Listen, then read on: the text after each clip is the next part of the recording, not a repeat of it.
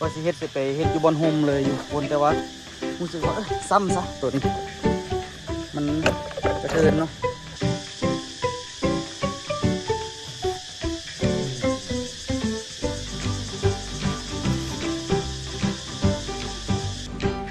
ตอนนี้ได้ระดับแล้วทุกคน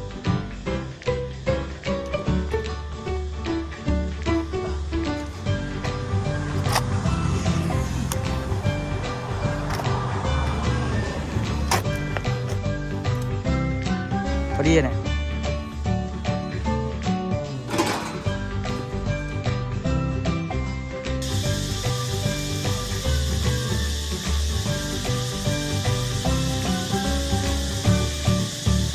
สบายดีทุกคนสบายดีตอนเช้าแดดออกแล้วทุกคนมื้อนี้ตอนนี้นี่ก็มาเบิ่งเนาะพอสดเราขุดอันนี้ไว้เนาะนี่ตอนนี้สีฮอดแล้วเด้อสีแล้วล่ะขุดแล้วสิก่อขึ้นมาแล้วก็สิเทคานอีกเนาะทุกคนข้างหน้านี่ก็ได้จังไดก็ได้ก่อละก่อเป็นสี่เหลี่ยมซะเนาะแต่แถวทางกลางเขาก็บ่ได้ก่อตัวนี้ก็สิได้ขุดคือกันนี่ตัวสิขุดแถวนี้ก่อนมันห่มดีเมื่อวานเทคานอันนี้ปาดสิโรสัวสิแล้วเหมือนธรรมดาเจ็บมือเบิดมือนี่บ่มีโอกาสดีเลยทุกคนเบิ่งแม่มันแดงตลอดเลยมีแต่หอยเปิกมือนะสู่ซนขนาดกับชีวิตอยากเทคานแล้วเบิดนี่เนาะทุกคนเนาะเทคานแล้วเบิดละกาหลังจากเทคานแล้วล่ะให้เขาเจ้ามาต่อเสาดีก่อนเขาเจ้าสิมาต่อในห้องนี้หลังจากต่อเสาแล้วก็ง่ายแล้วบัดนั้นสะดวกสบายต่อเสานี่บางทีคันว่าได้เฮ็ดดีสิซื้อปูนแดงมาใส่เอาปูนแดงมาต่อเสาให้มันแข็งไวๆให้มันแข็งแห้งไวๆต่อเสานี่ก็ใช้เวลาดนอยู่ก็ทุกคนสมควรอยู่แต่คันส่วงเอาเวลาเราเทคานแล้วนี่ก็ถือว่าเวียกก็อยากวางหลายเติบแล้วทุกคนให้เขาเจ้าต่อเสาแล้วเฮ็ดหลังคาแล้วล่ะกะจังซีไปเริ่มค่อยๆก่อเนาะทุกคนมันกับบริยากกว่าไหนค่อยๆขุดไปเนาะเดี๋ยวตัวสิลงมือขุดก่อนลงมือขุดแล้วก็เทคานเมื่อนี้นี่กะอาจจะเทคานตัวนี้นำตัวนี้ก็ยังบ่ทันแล้วเนาะเทคานตัวนี้1 2 3 4 5 6 7คาน8คานกับตัวนั้นเนาะจองใส่ตัวนั้นพร้อมประมาณ8คานเสียเฮ็ดไปและกะแล้วไปเนาะคานตัวนี้ก็เสียเป็นคานของน้ำเนาะสิได้เฮ็ดเพื่ออยู่ไปแล้วสิไปซอกซื้อนะเหล็กก่อนไปซื้อเหล็กตัวมันเล็กน้อยเฮ็ดแท้เฮ็ดคานร้อยเอาคานกลาง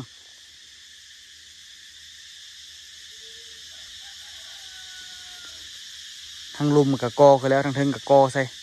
แน่นตึกนั่นเด็กก็อยู่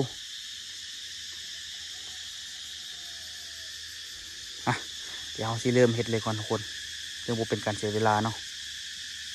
ว่าสิเฮ็ดสิไปเฮ็ดอยู่บนโฮมเลยอยู่ทุกคนแต่ว่ารู้สึกว่าซ้ำซะตัวนี้มันกระเทินเนาะกระเทินเวียกซ้ำแล้วก็แล้วไป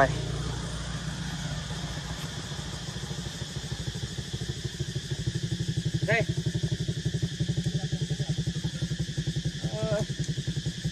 เฮ็ดเวียกเฮ็ดเวียกมาทุกคนบาดมาขุดน้ำกันเลยบัดนี้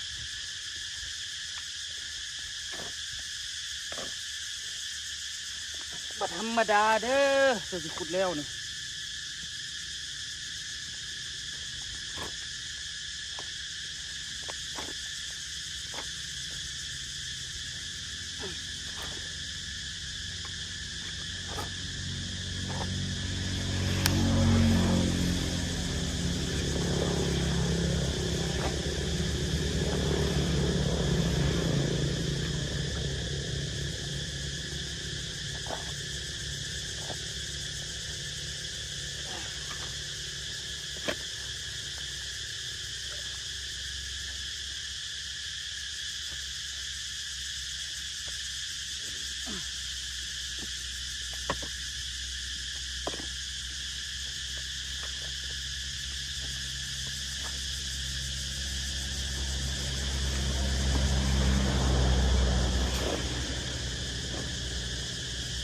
ที่ฮักแล้วพออันนี้นะ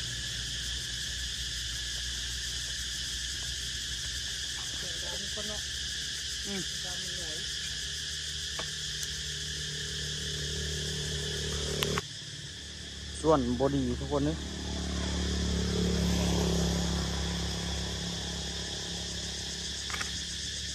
ให้พอสดแต่งให้มันอยู่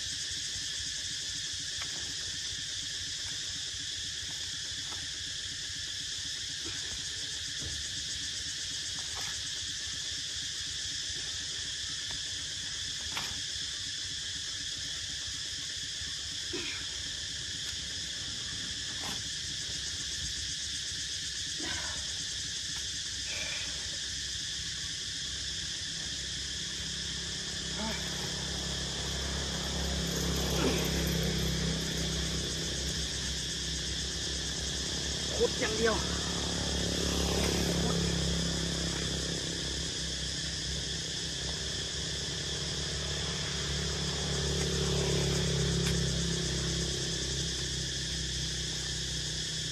สดแต่งตามตัวไม้ให้อยู่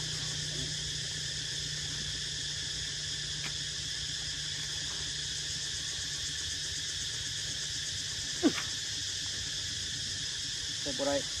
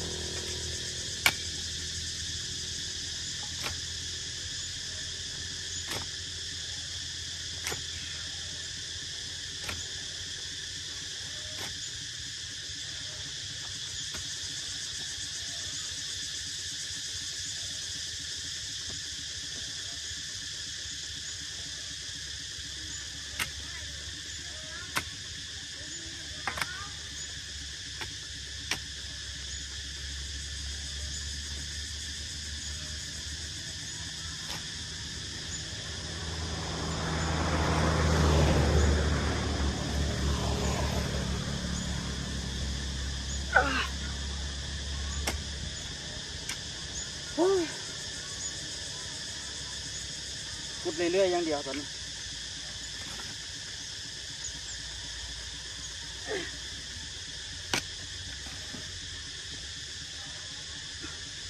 ใครจะมันขุดง่ายไหม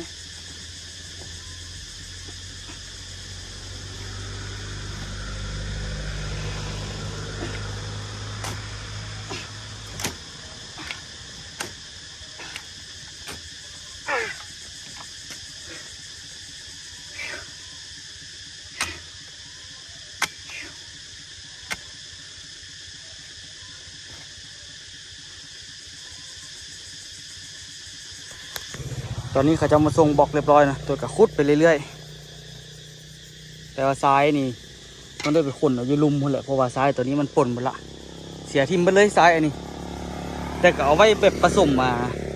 ผสมปูนพวกกันนะเทคานเทอย่างเอาเพราะมันป่นกับหินนะทุกคนซ้ายดีๆโบเห็นเลยเสียดายอยู่แต่ก็เอาไว้ผสมปูนพวกแบบว่าเทพื้นอย่างประมาณนี้เทพื้นอย่างได้อยู่แต่ว่าซ้ายกอตัวต้องไปตักกับอยู่ลุมหมดแหละก่อน ลุมพูนบางทีก็สิเอาอหย่างใส่หลังกระบะแล้วก็โยนใส่กระบะแล้วก็มากองอยู่นี่จักเล็กจักน้อยเอาข้านขนมันไก่ตอนนี้ได้ระดับมาแล้วทุกคน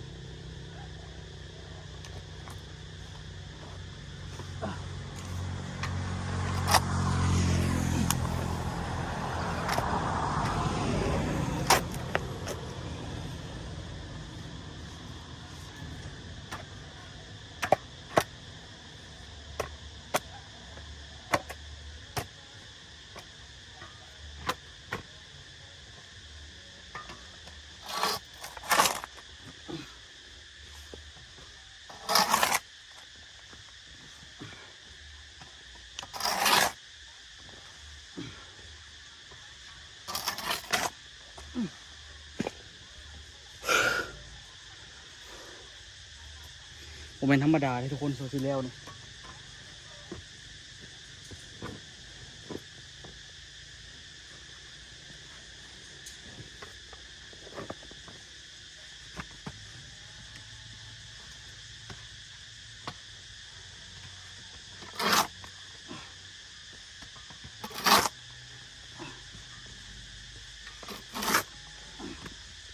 รักไม่ใส่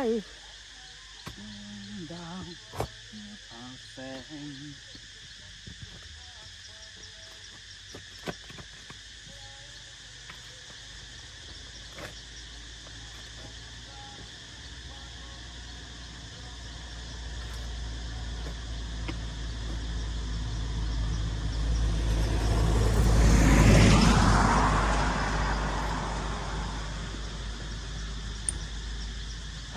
มาเลยทุกคนเด้อ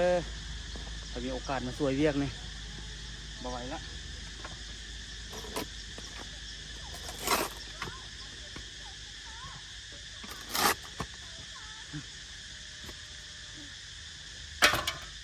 ตัวนี้มันแข็งกว่าตัวนี้เยียบอ่ะมองนี่แถวให้ติดรถมันเข้าทุกคนมันแข็ง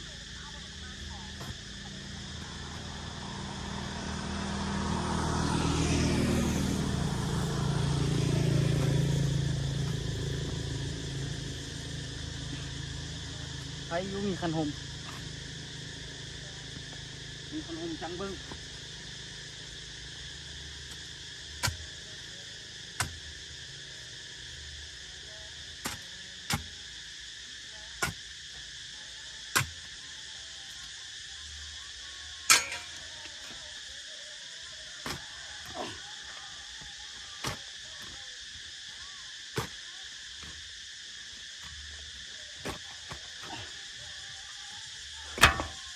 ไปสิแล้วละนี่เหลือตัวนั้นต่อไปเรียบร้อยเป็นสิตายใครจะมีคันหมบนคันหมตายแท้เหลือตัวนั้นอีกคันสมมุติว่าตัวแล้วตัวนี้นี่เวียกยากนี่สิเกือบบ่มีเลยคันแล้วตัวนี้ได้สบายเลยก็ขึ้นเทคานแล้วก็โอ้ยมีแต่เวียกสบายเรื่องกอพวกนี้โคตรสบายโคตรซิวเลยมีแต่เวียกเทคานเทอย่างไรโคตรยากเลยลำบากขนาดไปพักผ่อนกันทุกคนบ่ไหวฮ้อนสิตายฮ้อนก่อนให้ตอนนี้สภาพมัดเล็กคือเก่าแต่ว่าก็ใกล้สิเบิดละเห็นบ่เล็กนี่ใกล้สิเบิดละเล็กปอกนี่กับบ่ฮู้สิพอบ่ย่านบ่พออยู่บ่พอแล้วนะฝนเนาะเล็กโคตรนี่ได้ไปซื้อโคตรอีกอยู่กับบ่เป็นหยังเดี๋ยวไปซื้อใหม่มาโคตรเลยสิไปซื้อเล็กน้อยเกี่ยวพิษคานอีกเลยบ่พออยู่หรอก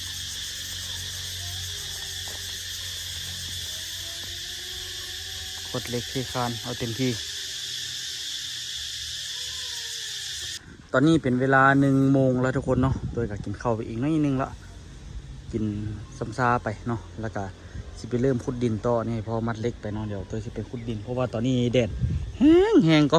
อุณหภูมิบรูปละ36-37 องศาได้สบายนี่นะอุณหภูมินี่เดี๋ยวตัวสิเอาคันโฮมเราไปกั้งแล้วก็ค่อยๆขุดเอาเพราะฉะนั้นมันบ่ได้ดอกมันบ่แล้วจักเทื่อเขาสิมาถ้าไอ้บ่มีแดดนี่บ่ได้ เฮ็ดหยังก็บ่แล้วจักเทื่อเนาะก็เลยสิไปขุดเลยขุดหม่องข้างหน้านี่ให้มันแล้วไปแล้วก็เบิ่งคันว่าทันก็สิเอาอันนั้นมากอเลยสิไปเอาทรายมาผสมปูนกอระดับที่ตัวขุดกันน่าจะขุดลงประมาณนี้จากนาดินเนาะจากนาดินขุดลงแต่ว่ามันสิสูงขึ้นกว่านี้มันที่สูงประมาณนี้นาดินข้างหน้าขุดลงเพราะว่าก้อนที่สองเนาะระดับซ้ำกันเบิดเริ่มทุกคนพอแต่ส่วนได้หนึ่งส่วนหักทุกคนเลยเดี๋ยวตัวที่ออกไปซื้อส่วนใหม่ไปใส่น้องอูไปไปน้ำข่อยไปซื้อส่วนก็ไปเอางงไปซื้อส่วนใหม่ส่วนหักกลางๆในนึงหนูแต่เอาไว้ส่วนทรายอันนั้นนะซื้อส่วนก่อนมืดมือนี่หมกมุ่นแต่มัดเล็กขุดนะทุกคนอันนี้พอสดแปลงดำส่วนให้ใหม่เพราะว่าตัวเก่ามันคันสิว่าแล้วมันหักเนาะซื้อใหม่มาละก็เลยมาแปลงใหม่แล้วตัวสิไปขุดอันนั้นบ่เนี่ยแดดฮ้อนในนึงยามันเพื่อให้เวียกมันเดินมันนางเจาะเกาะอันนี้มันกับโบเล่จะเพื่อบางทีตัวที่ผสมปูนแล้วก็สิกอเลยมือนี้ยังขี้ไล่กับกอแล้วมืออื่นกับเทคานสินะแกะแบบมัดแบบเทคานจะได้อยู่ผสมปูนกับโบลายไปได้ดอกเป่านึ่งก็ได้หลายเติบแล้ว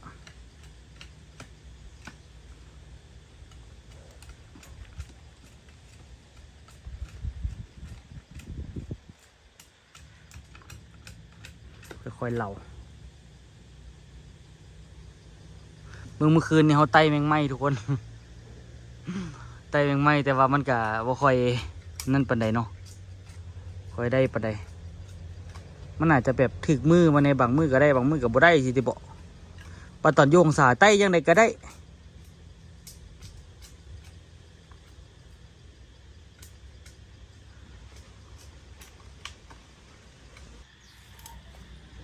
พอดีเนี่ย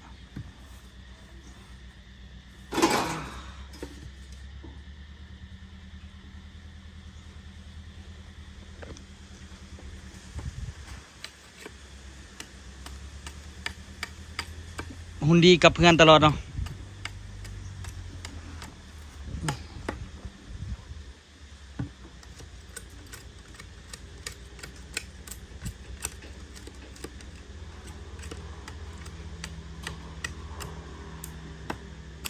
ส่วนตัวนี้หาก็ซื้อมาเมื่อกี้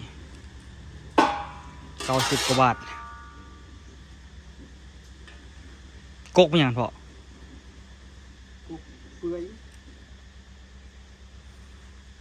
ได้ยังไง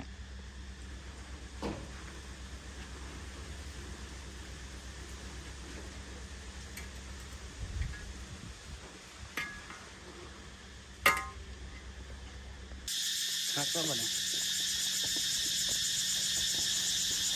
ส่วนใหม่ละมันก็คักเหยียบพุดเลย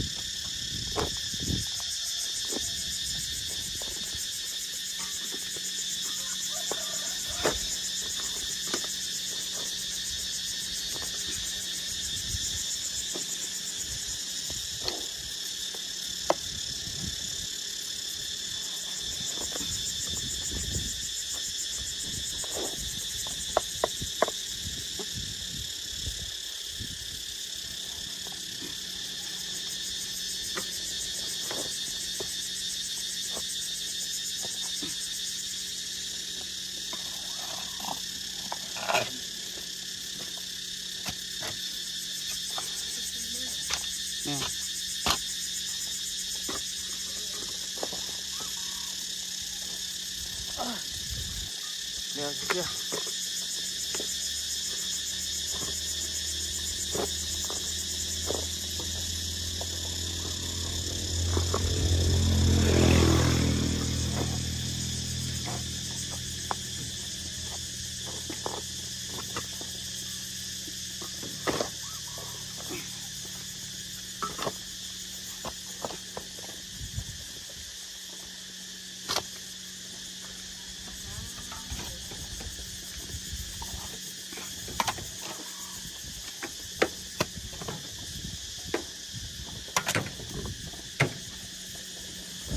เป็นระดับนี้ก็ได้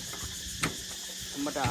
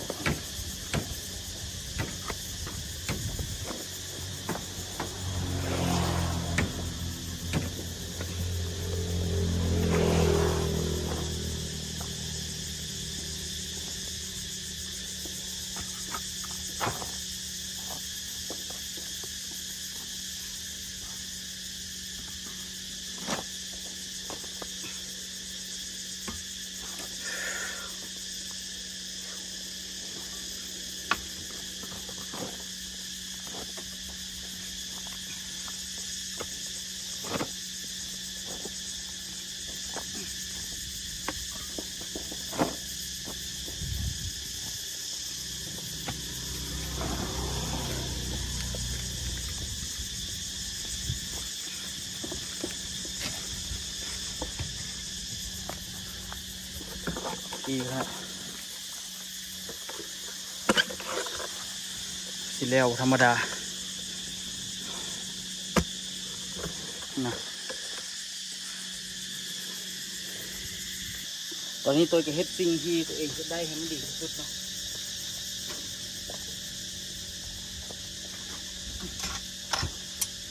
พยายามเฮ็ดให้แต่ละมือมันบ่เสียทิ่มละละแต่แห้งพยายามพอได้จะแห้งรู้สึกกับเมื่อยคักเมื่อยแน่เลยช่วงนี้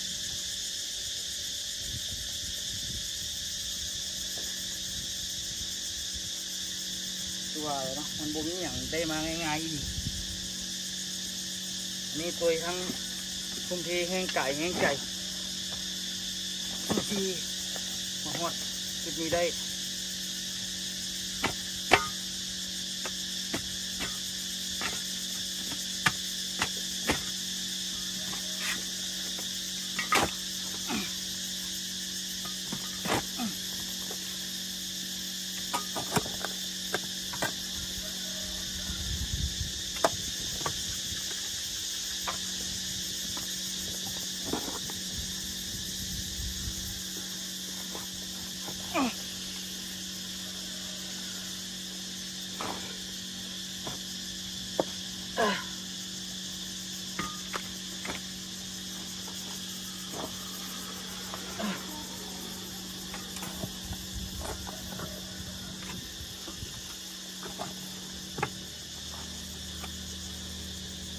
วันนี้ก็รู้สึกแห้งเปล่าแห้ง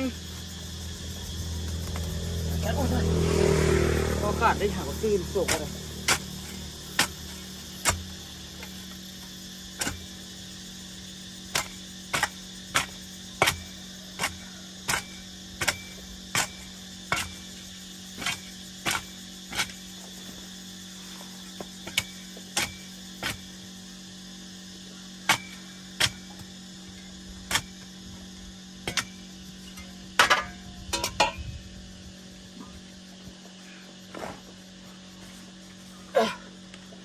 ฮับแรงงานจำนวนหลายเนาะมาช่วยได้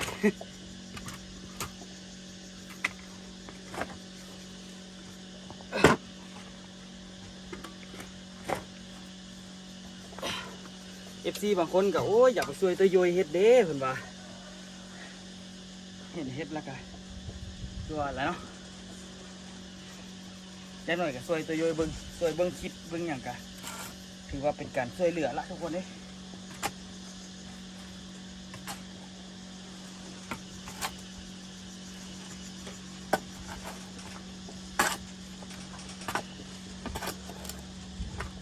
รู้สึกว่าเริ่มโอเคเห็นระดับไปละ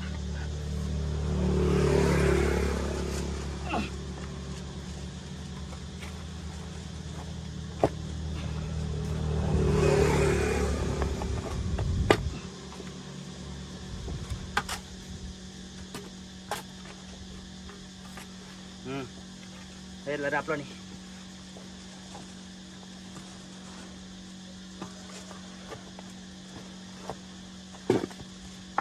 โอเค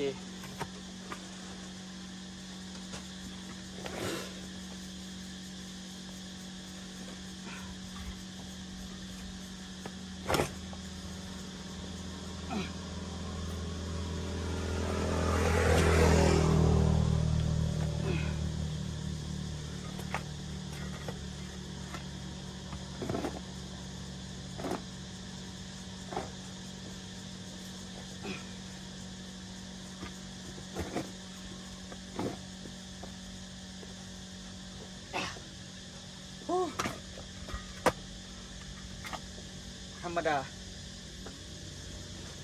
โซซิเลวเนาะ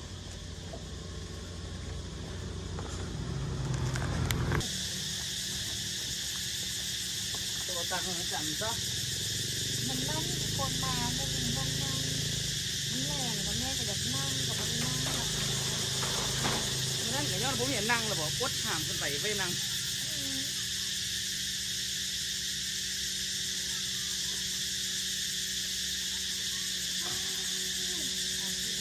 น้องคนละตื้นที่ตั้งชิ้นนั่งที่ทำเข้ามันบุ้มอยู่กับที่นี่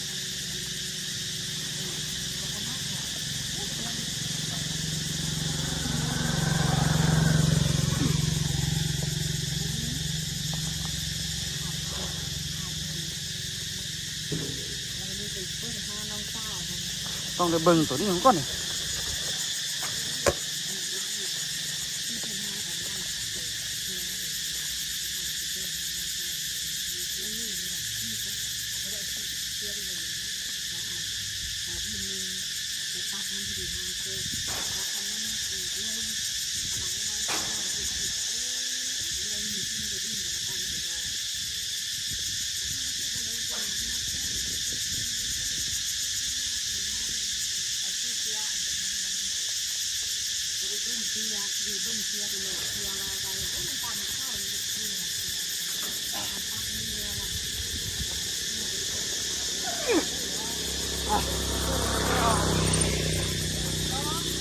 เดี๋ยวค่อยๆเอาขึ้นเนาะ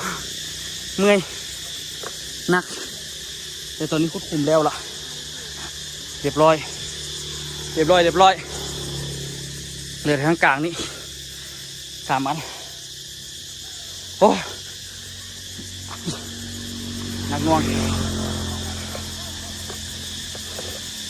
เอาต่อยังอันนี้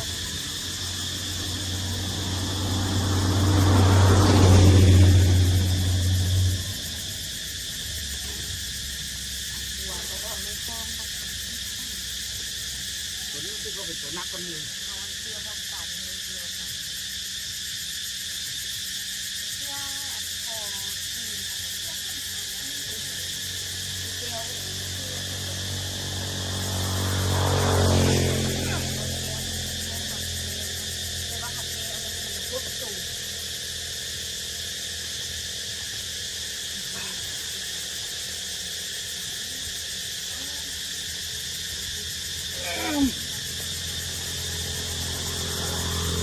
นี่นักเรียนเนาะเอาเครื่องเขาไหนอยู่นี่เด้อบอกเกอร์เป็นระเบียบมื้อนี้มาเจ้น้องได้มื้อนี้น่ะแม่นบอก วันนี้สิทับแล้ววันนี้พ่อสิเอาบอลลอดให้คุณแล้วไปคุณเนาะต้องสั่นไว้ต้องสั่นไว้โอ้ยสั่นโทษลูกเอ้ยคุณบ่ได้สั่นโทษมันจะนุ่งชุดงานแถว นี่แต่เอาขึ้นนี่บ่ได้บ่ได้ มันจะนุ่งชุดงาน ฮะช่วยกัน เพื่อเดียว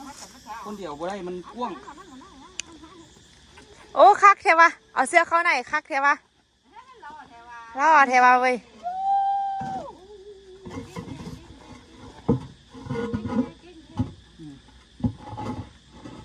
บันทุกมาดับอันนี้มันปิด